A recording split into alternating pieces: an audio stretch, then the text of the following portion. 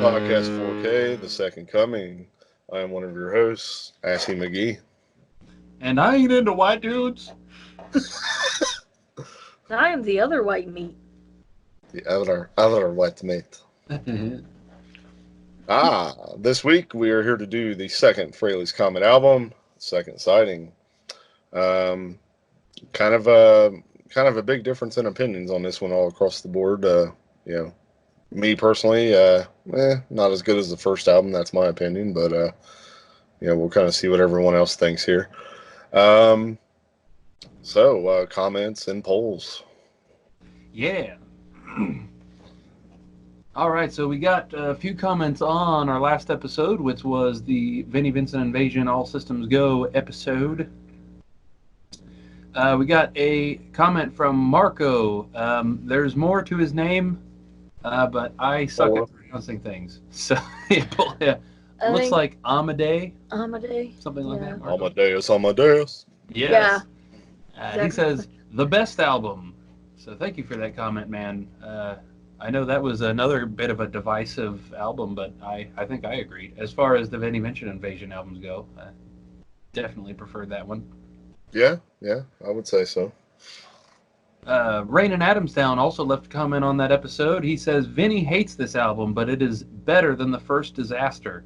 Thankfully, someone took the production out of his hands. I'll give it a 5.5. It is on par with the good Black and Blue albums, same style. He also gave us all ratings for that album. His top three were Love Kills, Dirty Rhythm, and That Time of Year. I think those put in there. Hey? I think the main reason Vinny doesn't like the album is because it's Mark Slaughter on vocals. Right. This did end up knocking this album up to a 4.9 out of 10 overall. It was at a 4.8, so still not as high as it should be in my opinion, but at least it went up a little bit. Also, That Time of Year and Ashes to Ashes switched places. So That Time of Year is now in first place, with Ashes to Ashes taking second place. Nice. I gotta say too, our buddy, our chap, Steve McGowan, he's been sending us some pretty interesting things on Facebook, and he sent over that Warrior demo that had Boys Are Gonna Rock, the early version. I gotta say that stuff was pretty cool. We may have to kind of throw them in somehow at some point with a mixture of things down the road. Yep. Definitely good stuff.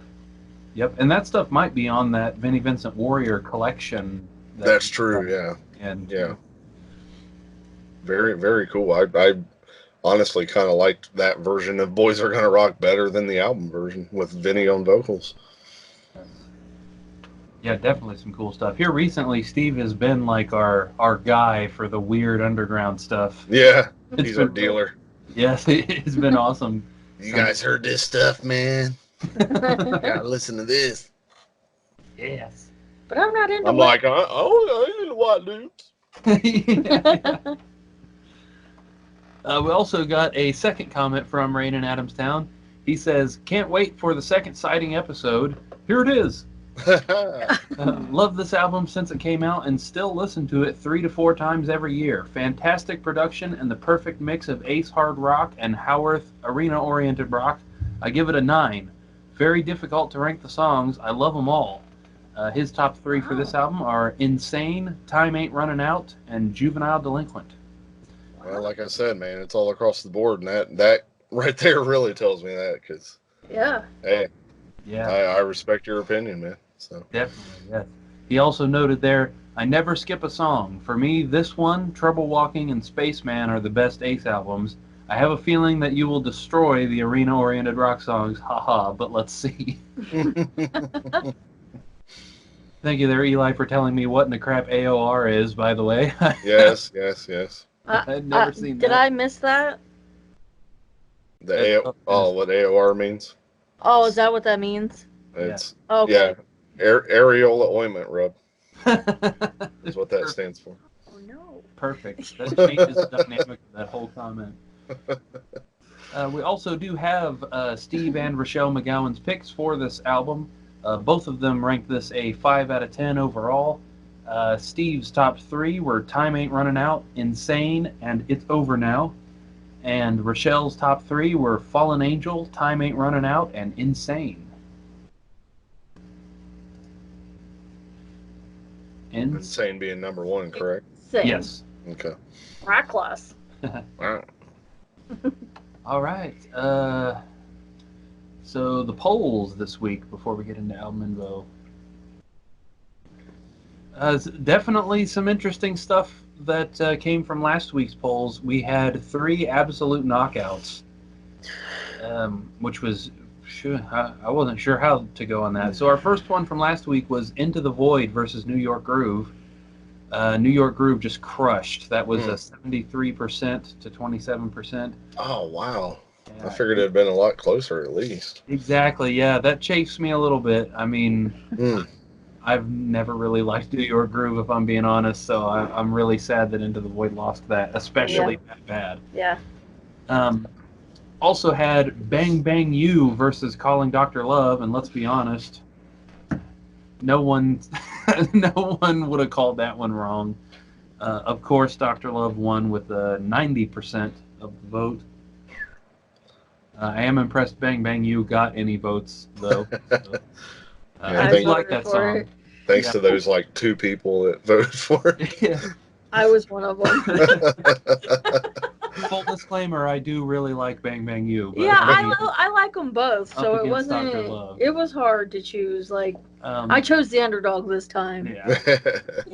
And our third one from last week was Strutter versus I, which again, duh. Yeah. 78% with Strutter winning there. Again, I do really like the song I, but up against Strutter, come on. Yeah. And that's pretty much what all the comments were saying. it could have been Strutter 78, and I'd probably still pick Strutter 78. So. So for this week, we've got another set of interesting ones. I'm really curious to see how these come out because I'm genuinely not sure. We've got God of Thunder versus Anything for My Baby, which, I mean, God of Thunder's probably going to win that one, but I guess we'll see. I voted for Anything for My Baby, not only for the sake of the underdog, but also I really don't like the studio version of God of Thunder. I think that's been documented a few times on the podcast. Right. We've also got Keep Me Comin' versus She. So interesting to see a Kiss classic from the early days go up against a Creatures song. And then also, perhaps the most interesting one is While the City Sleeps versus Murder in High Heel. Again, people, this is all random. Yes, we're aware those are from the same album and even next to each other in the track listing. It was a genuine random thing, but these polls have only been posted for a couple hours on Facebook at this point, and people are already just trashing both of those songs. Yeah, I love it, man. You guys are awesome. Just the comments that just immediately, which song sucks the least? And I have to agree, man. I'm not a fan of either of those songs myself, so Yeah. It'll surely get obliterated in the next round, whichever one does happen to squeak by on that. Yeah, yes, absolutely. And we're shaping up for a pretty interesting second round already, just kind of looking at the ones, because I'm not gonna redo the order or anything, so it's just gonna be whichever ones in the whichever songs won in the same order. Right. Basically like the brackets or whatever. Exactly. Yeah. So it's really interesting already to see some of the matchups that are going to happen, but we still got a little while. We're on match 42 out of I think 200 and something. So again, we've said before, but 20 years from now, when we're finished with round 1, it's going to be a doozy for round 2. Gonna have to start posting 5 matches at once instead of 3. Oh, come on. All of us diehards would just like all of them at once, all 200 and so. Wow. Yeah. I need to count it again because I'm not sure if it's 200 and something songs or if it was 200 and something matchups. So it might actually only be 100 and something matchups. But either way, even if it's that, we're not even halfway there. So yeah. Yeah, but again, you guys are awesome. Keep it up, please. That's what what we've said from day one. The interaction. is what this is about. So, and thanks. Just got a lot of new faces in our Facebook group as well. So thanks for that. I want to say welcome, and same thing. Let's get some conversation going on that group as well. And that's what we love to do. Yes. Yep. Get some votes in. At this point, vote on any of them. Even the other ones we've done in the Second Coming at this point. How hilarious would it be at this moment to get a complete overhaul on the say the instant replay episode? Yeah. If I had to redo the votes on instant replay, that would be hilarious. I was at a record show this past weekend, and they had that Dan Hartman instant replay vinyl. It was in the Kiss section of one of the sellers' tables. Oh no! And then I ran across, I think it was that first Michael Bolton album on vinyl. I was like, oh god. All right. Well, you guys ready for some album info on Ol' Ace here? Indeed. Yeah. All right. Second Sighting is a studio album. It's the second studio album by the hard rock band Frehley's Comet. This is the second and last full-length album released under the name Frehley's Comet, even though the next Ace album, Trouble Walking, is very a very similar lineup.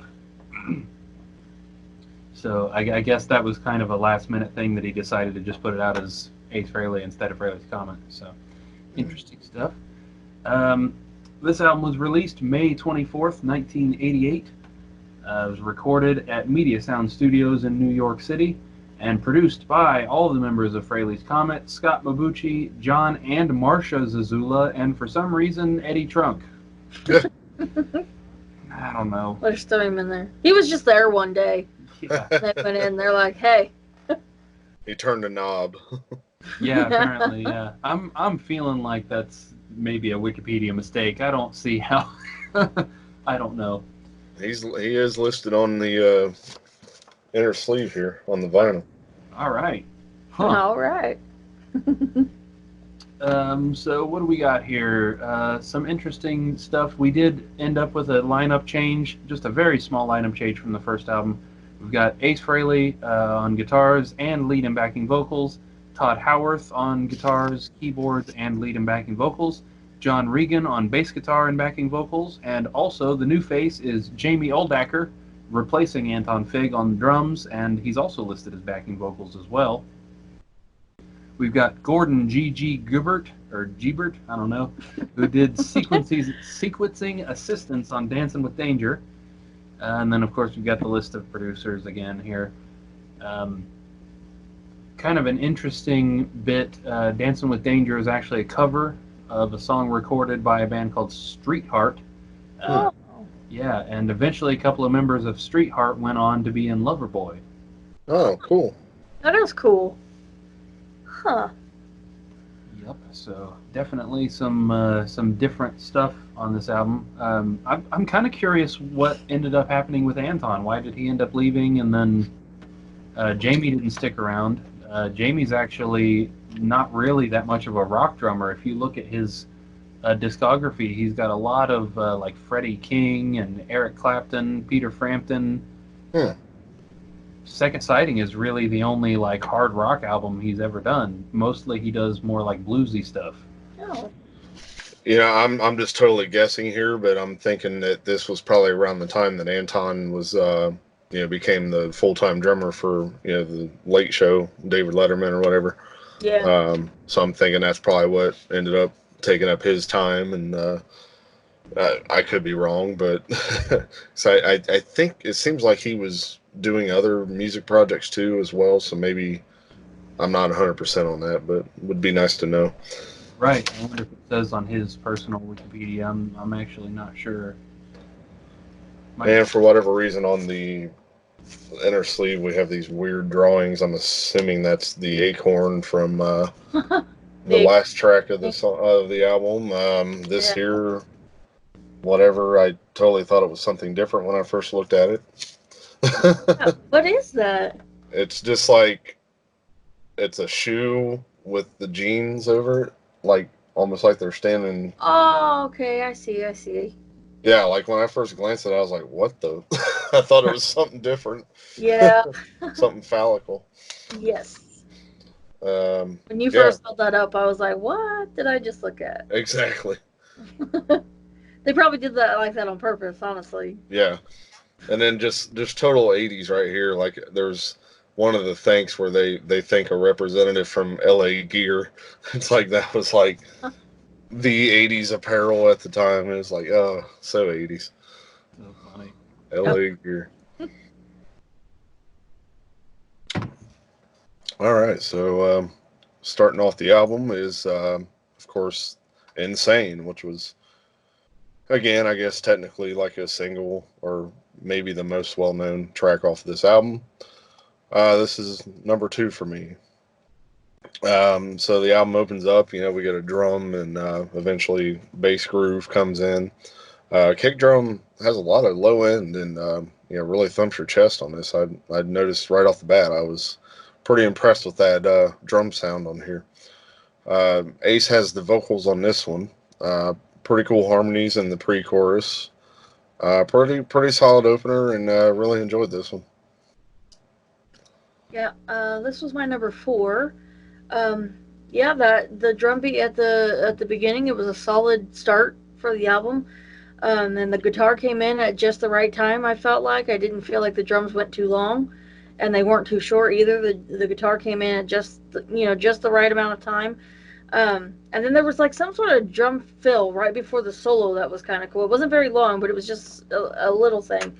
And then, I mean, for that first song, that solo in that first song, I mean, it was, I mean, I was glad to see that it was catchy right off the bat, Yeah, and that it didn't need a lot of prompting for it to get going.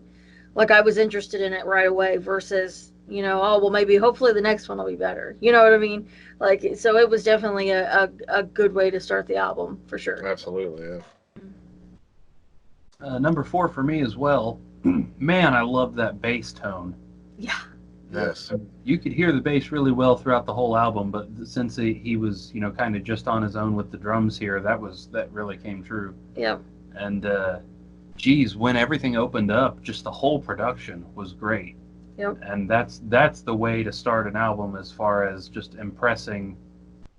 I immediately I was like, well, I'm gonna like this album as soon as everything came in and the production was so great. I was very happy to hear an Ace vocal that didn't make me want to dive under the piano and wait. Yeah. Slam her head in the thing. Yeah. Strangely, this song kind of reminded me of something like from Sonic Boom or Monster. It gave me that vibe, and not in a bad way. I did enjoy that. The only complaint on this particular song, got a tiny bit tired of the chorus by the end, but definitely still a good song. A good way to start the album. Definitely.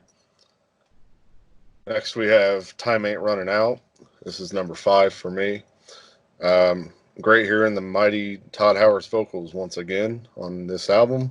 Fairly straightforward song here, but still some catchy moments to it. And again, it's not anything that where you completely lose focus on it or it's boring or anything like that. Just pretty straightforward, but again, Howard's vocals just really keep you listening, though. That's definitely the highlight. Yep. This was my number 2. That was the first thing I said. I love the vocals on this one. They were layered perfectly. They were strong. His voice is just so good. Like, I just love his voice so much. Mm-hmm. It was perfect for the song. It wasn't really long, but it had a lot of emotional. It was very fitting. I would love to hear Kiss do this song. Like, Yeah, I really, as he was singing and stuff, I thought, man, Paul would just like, I would just love to hear Paul sing this song. Like, not that he didn't do a bad job at all. Like, I love his voice, but I just could see, like, this sounded like a Kiss song almost. Like, I could have saw Kiss doing this song. I would love to hear that. That yeah. would be so cool. I didn't even think of that, but now that you say that, yeah, that would have been cool. Yes. Number 5 on this one for me. I found the beginning to be very reminiscent of "Hide Your Heart." The chord structure actually was exactly the same, which is hilarious since Ace covers that song on the next album. Yeah. Man, I really wish Todd would sing more on these albums. Yes. Jeez, his voice is like my favorite part of all of this. Yes. Um, the song to me didn't have anything like that really grabbed me. It was a really good song though, just nothing kind of sticking out.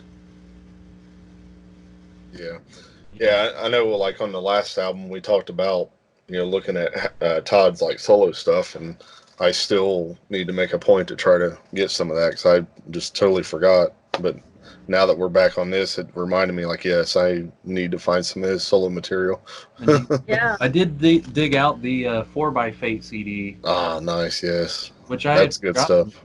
Yeah, I actually had this signed. I forgot about that. Now, one thing that kind of sucks is I can't tell which signature is Todd's at all. I think If it's either like that one or that one. Yeah, because yeah, this one down here in the corner is John Regan. I can tell that. But yeah, if I was to guess, I would say it's the one where it says four, like the one up in that corner, left yeah, corner. yeah, fancy cursive, but completely illegible. Yes. Yeah. But yeah, definitely a good disc. Yeah, whenever the Kiss Expo happens again, hopefully they still do them. After this year or whatever happens, I would love to have them there again, man. It'd be cool to meet them Yeah. again and hear them perform. Let's see. Next up, we have Dancing with Danger. This is number 4 for me. Um, Ace back on vocals here. Almost sounds like an 80s action crime show theme, like Miami Vice. Yeah. Um, but but I tell you what, man, there was something about that, like that synth solo, and then it goes into the guitar solo. I just really loved. I just think it's that '80s child in me. Just I really love that catchy kind of stuff, and I don't know why, but it kind of you talk about left to center, but it kind of got me thinking of that band Haken. Their song 1985 because it has that same type of vibe to it with the synth stuff, and I just love that song because of the 80s feel to it. And yeah, so this song just completely I don't know, something about it just made me like it like that to be number 4. So Yeah, this was number 6 for me. I like the beginning. It was very unique it was unusual, but it was good that it was like that. And then I don't know exactly like what the guitar was doing, but it was doing like these cool little like runs behind the vocals, which I mean, it definitely helped to give the song character for sure. That you could very obviously hear that, but it wasn't overpowering either. right. Um, and then the second solo was so spacey. I felt like I should have been in a UFO while Well, it was that playing, makes like sense. flying. Yes, yes, it was definitely Ace for sure. You were Uh, on Jindal. Yeah. yeah, yeah. This song was the white dude for me. And we all know I ain't into white dudes. So number 10, yeah, Yes, just I'm eight. yeah, did not care for this one. Just right off the bat, as soon as it started, Ace's voice came in, and I didn't like the effect on his voice. It really like brought out the frequencies in his voice that bother me. The only part of this that I really liked was the middle. Things kind of go left field for a second. The guitar solo was really cool, but not enough to bring the whole thing up for me. Right. Next track we have "It's Over Now." This is my number 1. I said, "Man, this is another fantastic ballad." Again, Todd's vocals are the highlight here. Ace is playing and solo on this is even kind of outside of the normal Ace, type of style and chord progressions. Um, Very well written song. This one definitely is gonna get another play for me really soon. Um, so again, just another week, another album that had a song that kind of surprised me that ended up being my number 1 that really did not expect. So just another amazing Howarth vocal, just like on the last album. This one was my number 5. Um, when it first started, I wasn't sure if I was gonna like it. I wasn't sure if I was a fan of it when it first started, but by that second verse, I had definitely warmed up to it. It took a little bit for me to warm up to it, but once I did, I really liked it. It was a little bit too slow, but it wasn't. That's not a bad thing. Like I like that it kind of like was even for a ballad, it was kind of a little bit slower, and I liked that about it. I saw the typical video for it in my head of the black and white setting of the woman running to him in slow motion, that kind of thing. It was a very heartfelt solo, and the keyboards at the end just helped it. It helped bring it to the close, I think. Yeah, yeah. Yep. What if it was Ace running to him? Yes. Slow motion. That would have been perfect. Hey, Charlie. Indeed. 6 for me on this one, and it was similar for me. As it started, I couldn't quite decide if it was something that I was getting into. Really enjoyed Todd's voice as Yeah. usual, Yep. but wasn't super sure. It did grow on me. Still didn't like it as much as I liked like the first 2 songs. And also, this started a trend for me that got me really paying attention throughout the rest of the album. An idea that I submit to you now. Todd Howarth is also a really good guitar player, Oh yeah, yeah. and I don't think that solo was Ace. Really? I'm pretty sure it and several of the other solos on this album were not That's Ace. probably true because that's why Yeah. it's so different. Yeah. Yep. And I do recall him playing guitar in person at the expo even. So that would probably definitely explain that. And you have the better ear for that than I do. Yep. If somehow Ace proved it's him on this one and also New Kind of Lover, then I will have a completely different view of Ace as a guitar player. Yeah, I'll have to look into that deeper, but you're probably right, I imagine. Let's see. Next is Loser in a Fight. This is number 6 for me. Kind of like the back and forth vocal thing here from Ace and Todd, and obviously it kind of gives you that kind of the Kiss vibe, the way they used to trade on certain songs, and overall, it's a more driving song, and so far, my favorite Ace solo on the album. A really impressive high note hit by Todd as the song's fading out as well, which also by chance ends the first side of the album. So pretty cool way to take it out there. Yeah. This one was my number 9. I was not a fan of this one. I like the verses really well, but the chorus was so weird, and I just don't feel like it fit the song very well. It just felt like the whole style changed when they got to the chorus. If the whole song had been like that, one or the other, I would have liked it a lot more, I think, but I think it just was so out of place for me. But I do like that they went back and forth the vocals between Ace and Todd. Like, that was cool. I liked that. But when they started that chorus, I was like, oh, I don't think I like that very much. It just was so weird. It just hit a wrong key in me for some reason. I was not a fan of that. This was actually number 2 for me. Screw what she says. The chorus was great. It is great, but I just don't like this particular song. Yeah. It's great. It's great. Great. This one got me pumped. I really liked the driving rhythm, and I needed that kind of, because I really disliked Dancing with Danger, and then having the ballad one after that for me felt like a weird decision, and then this one, yeah. And of course, it pretty much goes without saying at this point that I like Todd's vocals way better than Ace's, but Yeah. I didn't think Ace ruined this song vocally. I thought he did a pretty good job for what he was doing, and yeah, just the feel of it got me pumped. I was ready for what's next, Yeah, absolutely. And what was next is Juvenile Delinquent. This is my number 7. And obviously, so this song starts off side 2 of the vinyl, which, so we get kind of a fade in on this one. You hear Ace doing some of that kind of signature toggle switch work. And then once the song kicks in, I was really digging it, but when I got to the chorus, it kind of lost me a little bit. I didn't like how the chorus felt like it was sort of squished in to work with the music. It sounds kind of out of place and out of time to me. I mean, it does kind of redeem itself a bit once the solo section hits, but you know, this song started off being, you know, probably in my top 5, and then once I heard that chorus, it just lost me that much. So 7 for me. This is also my number 7. Mm. I like that you can hear the bass really well in this song.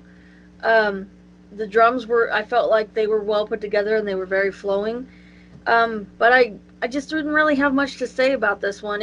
I liked it and it was good still for it being in the middle of the album, but there wasn't anything that really caught me or anything that was, I mean, it was good, but it wasn't like, oh, I really love this part of the song, you know. So I mean, it wasn't a bad song at all, but it kind of just it was good. But that was about all I can say. Like there was nothing that really stuck out to me about it. So Number 9 for me. This song's beginning riff just seemed somehow out of place, just with the other songs so far. It just kind of felt like we were suddenly on a different album. Yeah, didn't like the chorus. And on this one, I was still feeling that Sonic Boom Monster vibe, but more on the like side. yeah. Again, not a bad song, just nothing at all catching. Yeah, which is pretty much my feeling on most of those 2 albums in general. Right. Next is excuse me, Fallen Angel, not to be confused with Poison. This is my number 9. Well, another amazing vocal from Todd here. Not really much else needs to be repeated about it at this point, but that was just kind of the main takeaway on this track for me. Next to last, so yeah. Yeah. This one was actually my number 3. The chorus is just so cool in this song. The real long drawn out O's followed by the fallen angel. It was it was in such a strong fashion that it just stood out to me so well. I kind of wish the solo would have been a bit longer though, and I wish that the drums would have had a bit more exciting, had a bit more like flourish to them because they were just kind of, I mean, they weren't bad, but they kind of just like stayed in that one, like this one level, and I kind of would have liked to have heard them, you know, some sort of cool solo or fill or something at different points. Like it left things to be desired, I think. Yeah, and that's one of them points where it's like, what would have Anton had done differently right. there? Yes. You know? Exactly. Yes. Yep. So. Yep. Number 8 for me. Massive Van Halen vibe right when the song started. Oh, I didn't catch that either. Yeah, Interesting. that guitar riff was just so strong.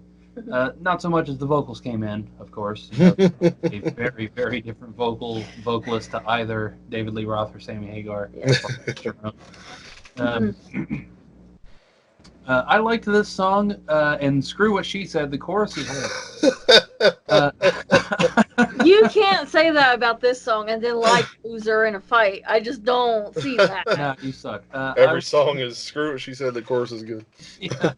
I was not a fan of the vocal melody or the vocal harmonies in this chorus, and then I was disappointed that, of course, it ends with the chorus repeat while it fades. Yeah. Pretty typical. Yeah. Next up, we have Separate. This is number 10 for me, least favorite. Not really sure what this song is supposed to be. Just kind of sounds like Ace was picking around on the guitar and threw some lyrics on it.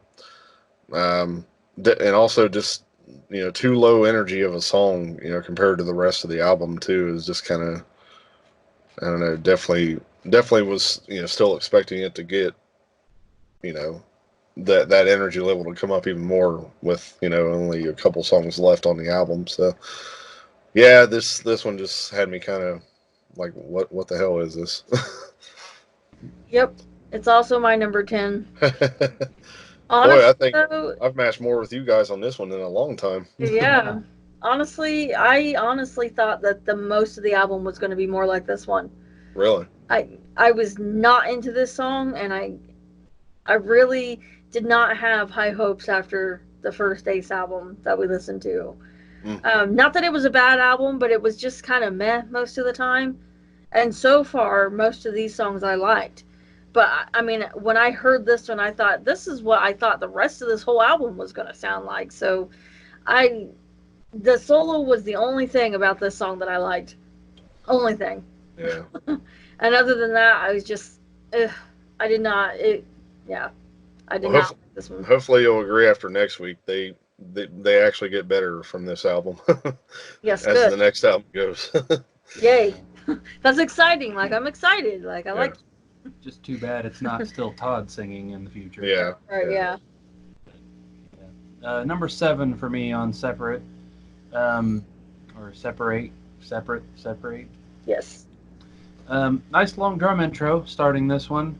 Kind of emphasis on the long part.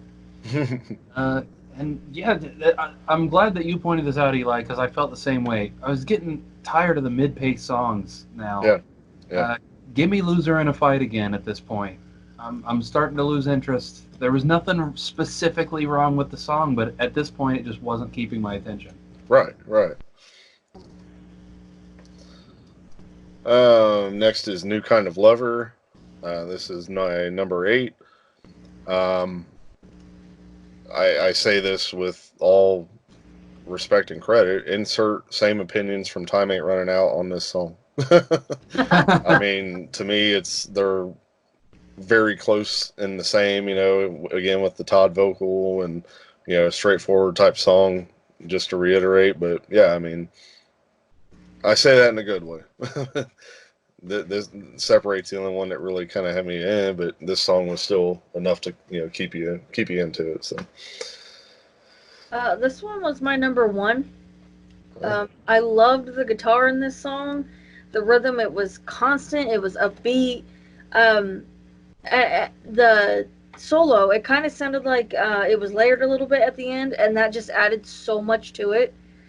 And the vocals in this, they were killer through the verses and the choruses the whole time. Yep.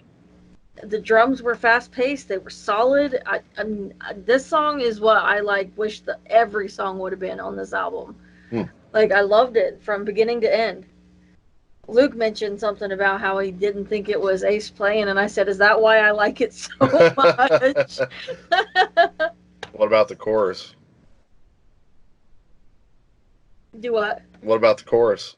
What about the chorus? Did you like it? Yeah. Okay. I loved it all. Screw what you said about the chorus. This was also my number 1, actually. Ah. Yeah, I was very, very happy for a more upbeat song. I was so put out by this one.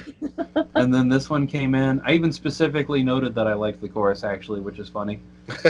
And then all the rest of my notes, yet again, submit the idea that Todd is a very good guitar player. In fact, with that idea in mind, having listened to this song, I don't think Ace was on this song at all.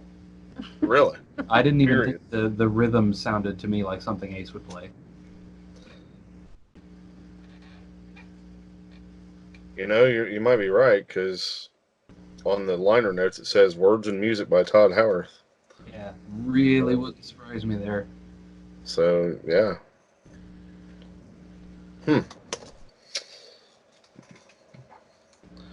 Okay, so coming into the last track here is The Acorn is Spinning. This one's probably going to piss some people off. This is my number 3. I had a feeling that this was going to be one of those quirky, weird Ace songs, and sure enough, that's what it is. I like it, though. It gives that unique feel to the album, especially to end the album. Cool upbeat drums throughout. Ace doing some great playing through as well. Apparently we are taken to a boxing match at some point as Ace counts out the acorn and proclaims that the acorn has lost. We get the dreaded fade out to end the album, but can't think of a much better way to end an Ace album than hearing his laugh on the fade out. That signature laugh of his. And this is one of them typical Ace type songs, and he's done plenty of others even recently, like, Return of the Space Bear and all those kind of, just that's kind of what you expect out of Ace at times, just that goofiness and oddness and funny side of him. But so yeah, it was kind of a nice little thing to hear after especially Separate, and way to end the album on kind of a fun note. This one is my number 8. I feel like it would have been so much better without the dialogue. The dialogue just kind of ruined it for me. It was weird, and for it to be the one to end the album, I I was reading the lyrics along with it, and I saw like at the very end it said ha ha ha ha ha, and I thought, oh man, me and Luke both were hoping for that classic Ace laugh. And I mean, it kind of was, but I wanted like that gut busting laugh. Yeah. Like I was hoping it was going to be that all out like ha ha ha that he's got. Like so, I was kind of disappointed that it wasn't more, but it was typical for him to like that. Didn't surprise me. Return of the Space Bear, you get that laugh. Yes, yes. I wish that it would have been like that real deep, like just. It needed to be the Tom Snyder show laugh. Yes, yes, yes. Yep. They don't even bother to list that on the liner notes here, let alone any type of lyrics. Like they don't even list that track on here. Yeah. So. Yeah, when I saw that it said ha ha ha, I thought, oh man, we're gonna get an Ace laugh. That'd been funny if you just literally went ha ha ha. Yeah. Yeah, screw what she said. Number 3 on this one. Yes. Yeah. We piss people off. Yes. Why are you guys always against me? Yeah. Yeah, nice. An upbeat closer. Thank God for that. And musically, just absolutely perfect. Classic Ace. Yeah. Could have done without the dialogue. What is going on? I just really not sure. It was interesting, but yeah, just not necessary at all. Really, as far as Ace instrumentals go, this might be my new favorite, if I'm being completely honest. It's up there, man. I think I still like Return of the Space Bear a little better, but this one I think kind of took the place of, I hate to say, even Fractured Mirror. Ooh. Don't throw the spears at me, people. Yeah, I gotta stress that I wish it didn't have the dialogue, or I wish they had released a version without the dialogue, because I think a lot more people would like it without that. But yeah, I noted too, an Ace laugh ending the album is perfect, but it's not the Ace laugh. Guys, come on. Yeah. Makes you wonder if they drew that picture and they're like, oh, let's tell a story with this. Right. And so they wrote a story and then slapped it on top of an instrumental. Right. I'm like so curious now, like what the whole story and like what the inspiration this had. Now that I saw Ace that come picture, up with this? Right. Yeah, now that I've seen that picture, I kind of want to know too. Yeah, like where did Ace cook this up, and what kind of zany character was it? The acorn. And the acorn was in a boxing match. Yeah. I was picturing a person though, just nicknamed the acorn, not an actual acorn. Yeah. No wonder they lost. I mean, acorns have no upper body strength, you know? Exactly. Yeah. Wonder what he was fighting. He's probably fighting a squirrel. Oh, nuts. Or a nutcracker. Nuts. Yeah, there you go. All right, 1 second. I just damn near peed myself. That's jeez. Too much drinks. Too many drinks. Drank. Well, I'm gonna try to find a little info then. Why we got a second? To be fair, I did like that song though. Like the song was amazing. Have you heard Return of the Space Bear? I don't think so. Yeah, you gotta check that out. It's like it's on like one of his newer albums. I think it's like Anomaly. It was like the bonus disc or something. Yeah. Does he do that laugh? Oh yeah. He does a lot of the quotes from that Tom Snyder interview during that as well. All right.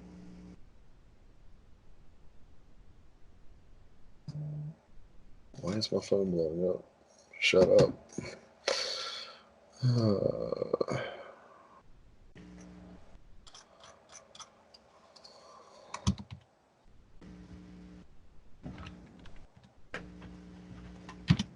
Okay, sorry.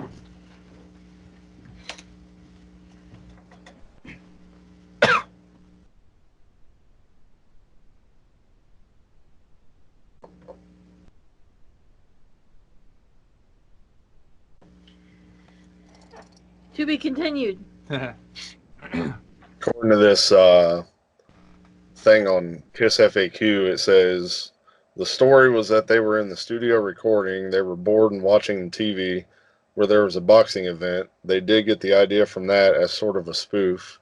The song bears a slight resemblance to Gangland by Iron Maiden. Huh. That's pretty cool. And then it says Ace recalled, we were kind of bored sitting in the studio, and the catchphrase, the acorn is spinning, came from a videotape from a friend of mine that was imitating Howard Cosell talking about a fighter. We just got silly one night, and I told the engineer to plug a mic in and give it to me, and I just started rattling off the dialogue. Todd got involved, and then John, and we thought that everybody was going to think it was a ridiculous song, but it turned out to be a lot of the people's favorite one. Wow. That's pretty cool. Oh, geez. All right. So, overall ranking, or I meant, yeah. I give this album a 3. Not enough consistency with the songs for me. As much as I don't mind Ace singing from time to time, I feel like this album would have done a lot better with Todd singing every track. The first Frehley's Coming album, yeah, I could understand Ace singing a little bit, introducing the band, but I felt like at this point, Todd should have sang every song. Anton Fig is another sore spot missing from this album, but I do have to give Jamie Oldecker some credit here. Much more impressed with his playing on here than I was with his interpretations in the live setting. Almost half of the album felt like songs were just written in and kind of rushed. Big difference from the first album, which I still hold on a higher level than this album after a second listen here. Is that it? Yeah. Okay. I thought you were just pausing. And I like the chorus. Yes, yeah. I love the chorus. Overall, I gave this album a 6. I was honestly surprised that I liked so many of the songs on it. And I think that's why it was so high. Like, why I gave it a higher rating was because, I really thought I was going to be mostly disappointed. And, it's always nice when an album like this it hits me with like a curveball. Right. It's so much better than I thought it was going to be. I do kind of wish that the drums and spots would have been more exciting. That they would, a lot of the times I found myself wanting to hear a fill or a solo, or some sort. But they were produced really well, I think, and that the bass stood out at least some of the time. Like I could hear it, and it wasn't buried like it usually is. And Ace's solos weren't too overdone. They weren't too underdone. I could listen to this one again. Like I was telling Luke, that I was just so surprised by it, and I think that I made it so high because the rating for it, because it really honestly surprised me how much I liked it. I really didn't think I was going to, and so I was like, I'm going to give this one a little bit higher just because of the surprise. Right. That it gave me, because like you said, a lot of the songs did have kind of like that, just that middle ground. But I was surprised that I liked it so much, so I was like, I'm going to give it a higher rating.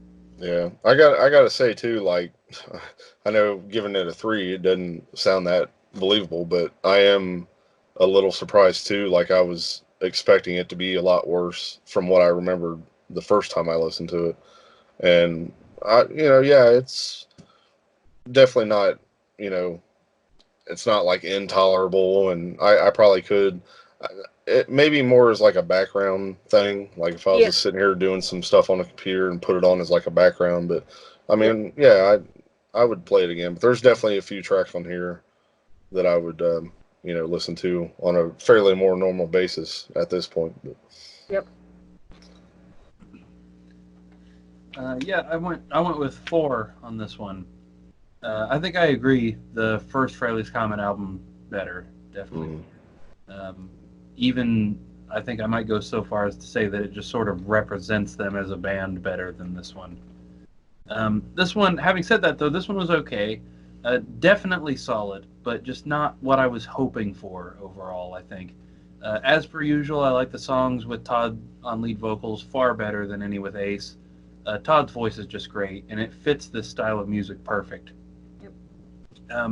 I felt like Jamie Oldacker did a good job on the album, but there weren't really any standout drum moments, as opposed to the first album, again, where there were several. Anton Right. had several standout moments. And even on the original Ace Frehley 78 solo album, there were standout drum moments. And Dynasty and Unmasked. And Yeah. yeah.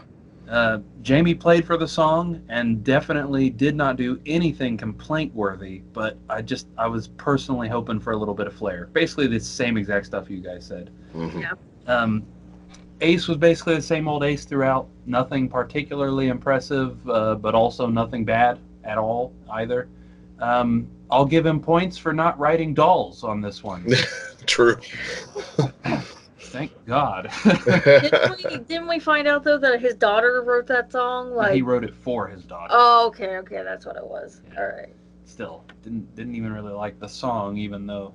Oh, I did not like that song at all. But yeah, I mean, Paul Stanley wrote "Childhood" or "I Will Be There" for his son. Let's look at the differences there. I mean, come on, it could have been a much better song if it's for your kid. Yes.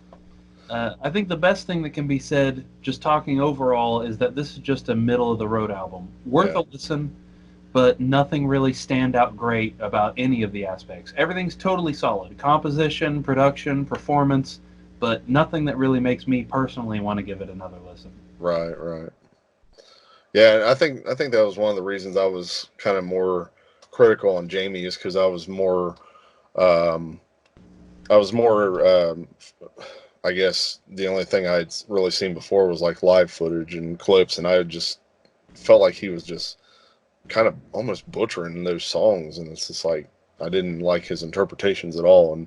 But like I said, I do have to give him some credit on this album in general, and doing what he's doing. So, yeah. So that be Frehley's Comet second sighting. Yep. Yes. So let's see. Well, what do we have here? Next week we have a Kiss album. One that you all may be familiar with, a nice compilation, Chikara. Indeed. Not included on our original countdown just because it didn't have any new songs on it. Right. But kind of revisiting the track list here as I look, and definitely, a lot of heavy in the '80s songs on here. That's for sure. Right, which makes sense considering it's called Chikara, which was kind of Eric Carr's thing. Yeah. And then we have remixes of Creatures of the Night, I Love It Loud, and War Machine, which I'm having trouble remembering exactly how different that may or may not sound. And then also we have the extended version of I Was Made for Loving You on this, which is almost 8 minutes long.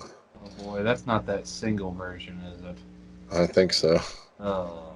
So definitely going to be a cool listen. You know what? I think we should do something different for that episode. We've talked about this in the past. We should freaking go live on YouTube as we're doing the episode live, and then people could come on and chat with us about the album as we're going, and I think we should try that. Absolutely. If we can figure out how to make it work with the YouTube live. I'm not sure how to incorporate it, but I'll look into it. We should try that. I think it'd be awesome. Definitely. Yeah. I'm down. Down with the clown. Yeah. Down like Charlie Brown. Charlie Brown.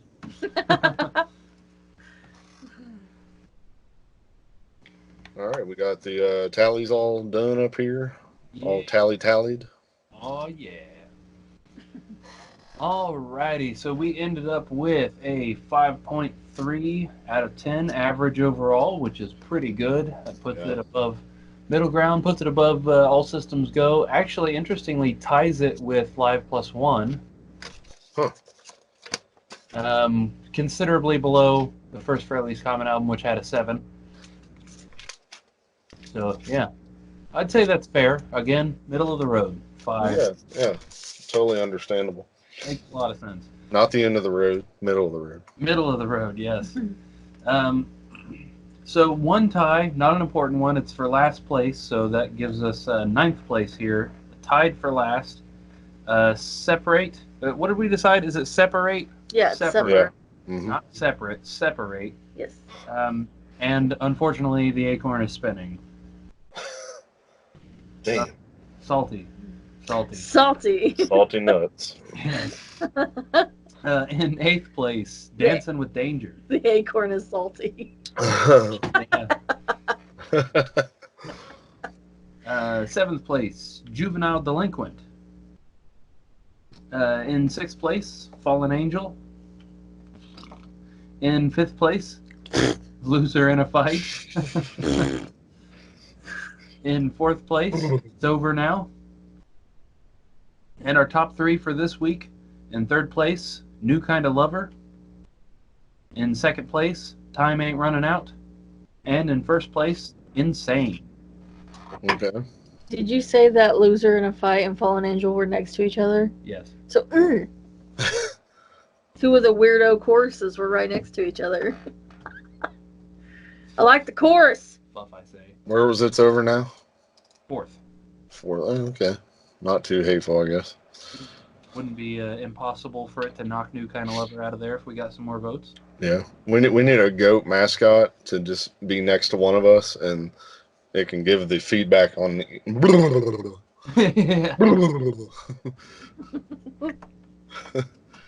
So yeah, once again, Kiss Chikara next week, and hopefully for the first time ever, we'll be doing a live show if all goes well. After that, it feels like it's been a while, but we finally get back into some Black and Blue with In Heat. All the guys were in heat in that album. And then another one I'm looking forward to, Badlands. After that, that's an album I've been wanting to check out for a long time. And then, of course, we get back to Ace with The Trouble Walking. So excited to hear that again as well. Who was in Badland? Eric Starr. Yeah, geez. Like an idiot. All right. Okay, that's going to be pretty cool, though. Yeah. I'm excited for that. And interestingly, too, Ray Gillen is the vocalist, and he was the guy who was supposed to sing The Eternal Idol and ended up leaving. Yeah. Getting Tony Martin instead. Has he been in anything else? Not that we've listened to. Oh, okay.